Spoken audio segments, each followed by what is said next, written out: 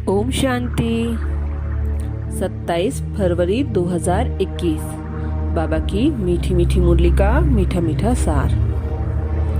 आज बाबा बोले हैं, मीठे बच्चे, बाप आए हैं तुम्हें रावण राज्य से लिबरेट कर सदगति देने, नरकवासियों को स्वर्गवासी बनाने। बाप आए हैं तुम्हें रावण राज्य से लिबरेट कर सदगति देने, नरकवासियों से स्वर्गवासी बनाने। प्रश्न है, बाप ने तुम भारतवासी बच्चों को कौन सी स्मृति दिलाई है?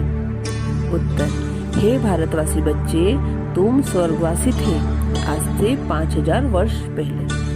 भारत स्वर्ग था, हीरे सोने के महल थे, तुम सारे विश्व के मालिक थे। धरती आसमान सब तुम्हारे थे। भारत शिव बाबा की स्थापन किया हुआ शिवालय था, वहाँ पवित्रता थी। अब फिर से ऐसा भारत बनने वाला है। गीत नयनहीन को राह दिखाओ प्रभु। मीठी मीठी रूहानी बच्चे आत्माओं ने गीत सुना। किसने कहा?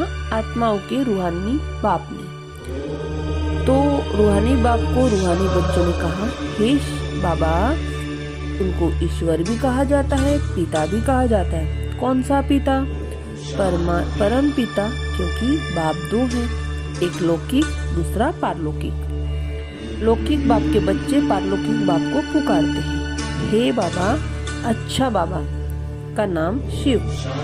वह तो निराकार पूजा जाता है, उनको कहा जाता है सुप्रीम फादर। लौकिक बाप को सुप्रीम नहीं कहा जाता। उस सभी आत्माओं का बाप एक ही है। सब जीव आत्माएं उस बाप को याद करती हैं।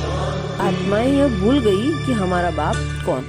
पुकारते हैं, ओ गॉड फादर, हम नयन को नयन दो तो हम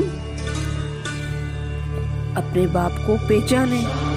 भक्ति मार्ग की ठोकरों से छुड़ाओ, सदगति के लिए तीसरा नेत्र लेने के लिए, बाप से मिलने के लिए पुकारते हैं, क्योंकि बाप ही कल्प कल्प भारत में आकर भारत को स्वर्ग बनाते हैं। आगे बाबा कहते हैं, अब बेहद का बाप आए हैं तुम बच्चों को बेहद का वर्षा देने। बाप तुम बच्चों को आत्माओं से बात कर रहे हैं और सत्संगों में मनुष्य को भक्ति मार्ग की बातें सुनाते हैं। आधा कल्प भारत जब स्वर्ग था तो एक ही पतित नहीं था। इस समय एक भी पावन नहीं है। यह है पतित दुनिया। गीता में कृष्ण भगवान वाच लिख दिया है, उसमें तो गीता सुनाई नहीं। ये लोग अपने धर्म शास्त्रों को नहीं जानते, अपने धर्म को ही भूल गए हैं। अब आगे बाबा कहते हैं, तुम कितने साहूकार थे, तुम्हारे जैसे सुख किसी को मिल नहीं सकता। तुम सारे विश्व के मालिक थे, धरती आसमान सब तुम्हारे थे। बाप स्मृति दिलाते हैं, भारत शिव बाबा का स्थापन किया हुआ शिवालय था। वहाँ पवित्रता की उस नई दुनिया में देवी देवताओं राज्य करते थे। भारतवासी तो यह भी नहीं जानते कि राधे कृष्ण का आपस में क्या संबंध है। दोनों अलग अलग राजधानी के थे, फिर स्वयंवर के बाद लक्ष्मीनारायण बने। यह ज्ञान कोई मनुष्य में है नहीं। परमपिता परमात्मा ही ज्ञान का सागर, वही तुम्हें रूहानी ज्ञान देते हैं। यह स्पिरिचुअल नॉलेज सिर्फ एक बाप ही दे सकते हैं। अब बाप कहते हैं, आत्मा अभिमानी बनो, मुझ अपने परमपिता परमात्मा शिव को याद करो। याद से ही सतो प्रधान बनेंगे। तुम यहाँ आते ही हो मनुष्य से देवता अथवा पति से पावन बनने।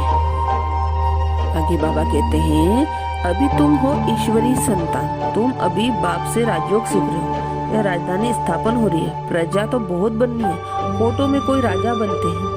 सतयुग को कहा जाता है फूलों का बगीचा, अभी है कांटों का जंगल। अभी रावण राज्य बदल रहा है, यह विनाश होना ही है। यह नॉलेज अभी सिर्फ तुम ब्राह्मण को ही मिलता है, लक्ष्मी नारायण को यह ज्ञान नहीं रहता। यह ज्ञान प्रायलोप हो जाता है। भक्ति मार्ग में कोई नहीं जानते कि बाप रास्ता ब्रह्मा विष्णु शंकर की परमात्मा सर्वव्यापी कहने से सब बाप हो जाते हैं। परमात्मा सर्वव्यापी कहने से सब बाप हो जाते हैं। वर्षे का हक नहीं रहता है। बाप तो आकर सब बच्चों को वर्षा देते हैं। सर्व का सदगति दाता एक ही बाप है। आगे बाबा कहते हैं कि तुम्हारी आत्मा पढ़ती है साधु संत। फिर कह देते हैं आत्मा निर्लेप। अरे आत्मा को ही कर्मों के अनुसार दूसरा जन्म लेना पड़ता है। आत्मा ही अच्छा व बुरा काम करती है। इस समय तुम्हारा कर्म विकर्म होता है। सतयुग में कर्म अकर्म होते हैं, वहाँ विकर्म होता ही नहीं। वह है पुण्य आत्माओं की दुनिया।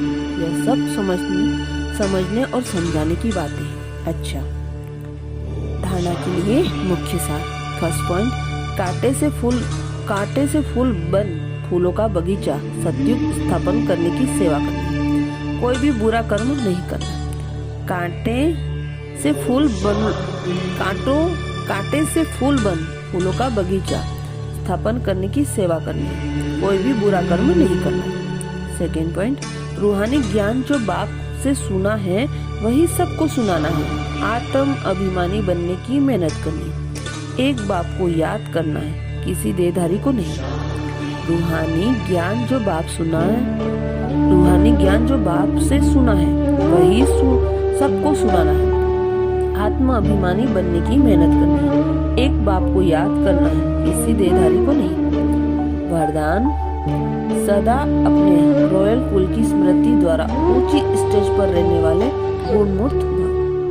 सदा अपने रॉयल कुल की स्मृति द्वारा उच्च कुल की स्टेज पर रहने वाले गुणमूर्त भव। डिटेल, जो रॉयल कुल वाले होते हैं वह कभी धरनी पर मिट्टी पर पाँव नहीं रखते। यहाँ देव अभिमान मिट्टी है, इसमें नीचे नहीं आओ।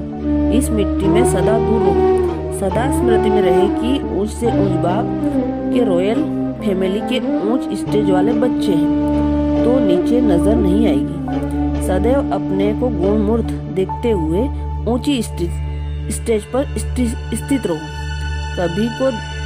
कमी को देखने खत्म करते जाओ। उसे बार बार सोचेंगे तो कमी रह जाएगी। स्लोगन, रॉयल वह है जो अपने हर्षित मुख द्वारा प्योरिटी की रॉयल्टी का अनुभव कराए। रॉयल वह है जो अपने हर्षित मुख द्वारा प्योरिटी की रॉयल्टी का अनुभव कराए। शुक्रिया बाबा, शुक्रिया। अच्छा, ओम शांति।